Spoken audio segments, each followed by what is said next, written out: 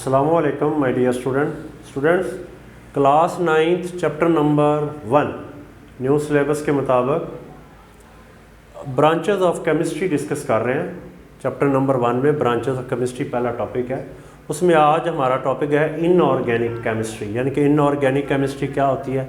Inorganic mean जो organic ना हो। ऑर्गेनिक केमिस्ट्री वो केमिस्ट्री होगी जो हाइड्रोकार्बन से रिलेटेड होती है, जिसमें हाइड्रोकार्बन्स आ जाते हैं। हाइड्रोकार्बन्स का मतलब ये है कि हमारे पास कार्बन हाइड्रोजन बॉन्ड वाले एलिमेंट्स हैं, जिसके अंदर कार्बन ने हाइड्रोजन के साथ बॉन्ड बनाया हो सकता है या इनके डेरिवेटिव्स हो सकते हैं।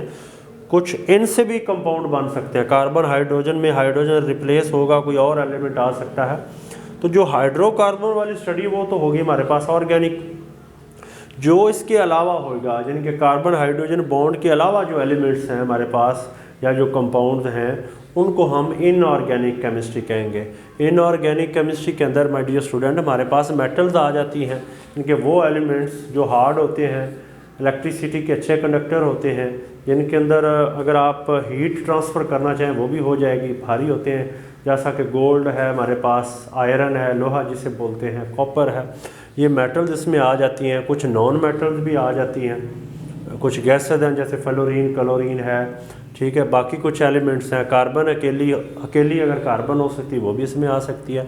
तो जो नॉन मेटल्स हों या मेटल्स हों या इनका मिक्सचर भी हो सकता है। उसके अलावा जो हमारे पास साल्ट्स होते हैं जो हम नीचे निकालते हैं मिनरल्स के थ्रू, ज़मीन के नीचे से, जैसे NaCl नमक हम घरों में इस्तेमाल करते हैं टेबल साल्ट के तौर पे।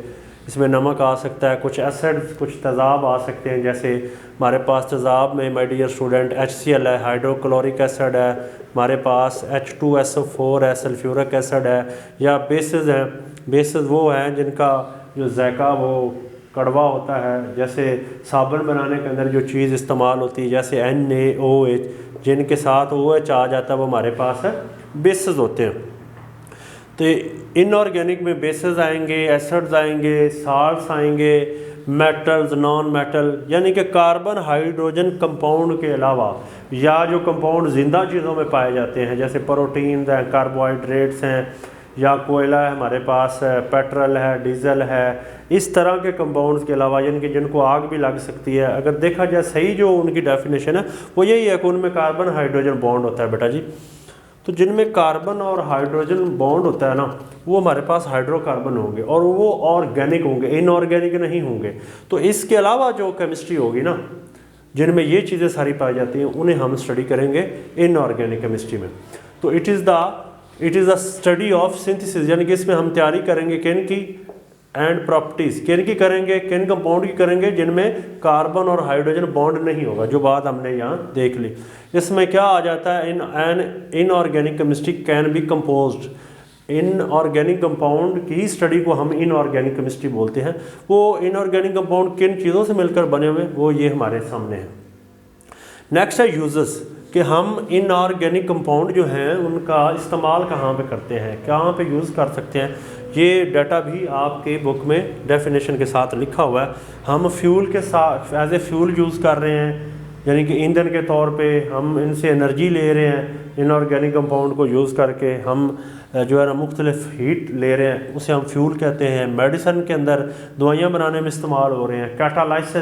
कैटालिसिस उस शय को बोलेंगे जो केमिकल रिएक्शन के अंदर हिस्सा लेती है, केमिकल रिएक्शन को तेज़ करती है, केमिकल रिएक्शन को फास्ट करती है। कुछ ऐसे केमिकल रिएक्शन हमारी बॉडी में भी जैसे हो रहे हैं, एंजाइम है, एंजाइम कैटालिस्ट है। या मेरे बेटा हम लेबॉर्ट्री में ढेर सारी चीज़ें बना रहे होते हैं, केमिकल रिएक्शन करवा रहे होते हैं। इंडस्ट्रीज़ के अंदर, फैक्ट्रियों के अंदर ढेर सारे रिएक्शन हो रहे हैं, काफ़ी रिएक्शन हो रहे हैं। उन रिएक्शन के अंदर उनको तेज़ करवाने के लिए हम कुछ कैटालिस्ट इस्तेमाल करते हैं। जैसे इस बात को भी समझना है, हमारे पास जो ऑयल होता है, वेजिटेबल ऑयल, अगर उसमें हाइड्रोजन जो गैस है, ये एक एलिमेंट है, हाइड्रोजन गैस फॉर्म में पाया जाता है, ये फिर उनको घी में कन्वर्ट कर देता है। तो इसके लिए एक चीज़ यूज़ की जाती है, निकल उसे कैटालिस्ट बोलते हैं। ये हमारे पास एक मेटल है, तो यानी कि, और ये एक इनऑर्गेनिक चीज़ है। निकल एक एलिमेंट है, मेटल जो है वो इनऑर्गेनिक केमिस्ट्री में आती हैं। तो अब ये ऑयल को घी में बदलने के लिए ना हाइड्रोजन गैस जो है ना वो हम इस्तेमाल करते होते हैं।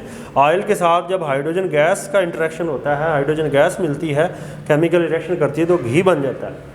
अब अगर निकल ना लें तो ये रिएक्शन हो तो जाएगा लेकिन स्लो होएगा, फिर हम निकल इस्तेमाल करते हैं ताकि रिएक्शन ये जल्दी हो जाए, जल्दी मुकम्मल हो जाए, थोड़े टाइम में हमारी जो हमारा घी है या हमारी प्रोडक्ट बन जाए।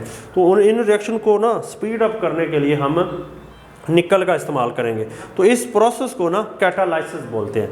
तो कैटालाइसिस के अंदर भी ये इनऑर्गेनिक एलिमेंट्स या कंपाउंड इस्तेमाल होते हैं। इस तरह पिगमेंट्स में ये जो कलर वगैरह होते हैं, मुख्तलिफ पेंट्स वगैरह होते हैं, ख़ास तौर पे लेड के पिगमेंट्स हैं, लेड एक एलिमेंट है इनऑर्गेनिक केमिस्ट्री के अंदर ही आता है, वहाँ इस्तेमाल होते हैं। सर्फेक्टेंट्स, ये जो सर्फ वगैरह है, डिटर्जेंट्स, उनकी जो हम सफाई सुथराई के लिए इस्तेमाल करते हैं, धोने के लिए, वॉशिंग पर्पसेस के लिए यूज़ करते हैं, कोटिंग के लिए, एक मटेरियल के ऊपर दूसरे मटेरियल की कोटिंग अगर हमने करनी है तो वहाँ भी ये इस्तेमाल करते हैं। तो ये हमने किसके बारे में आज डिस्कस किया है, ब्रांचेस ऑफ केमिस्ट्री में क्लास 9th जो है उसमें जो पहले चैप्टर में हमारा टॉपिक है उसमें हमने इनऑर्गेनिक केमिस्ट्री को डिस्कस किया है।